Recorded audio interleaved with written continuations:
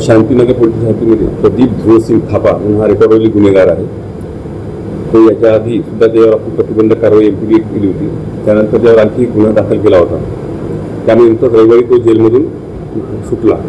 जेलमधून सुटल्यानंतर दुसऱ्या दिवशी सोमवारी घरचौकामधील काही दुकानदार आहेत त्यांच्याकडे जाऊन त्यांनी खंडणी मागण्याचा प्रयत्न केला।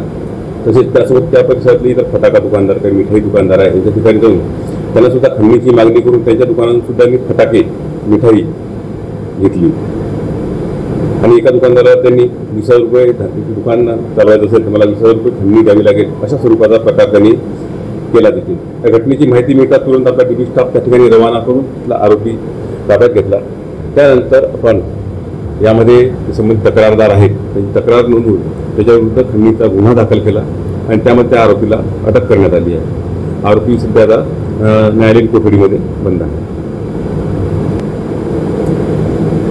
तो एक रेकॉर्डवरील सराईत गुन्हेगार आहे, त्यामुळे त्याला त्वरित ॲक्शन घेऊन आमचे डीबी पथक आव्हाडे आणि पूर्ण डीबी टीम यांना आम्ही पाठवलं होतं।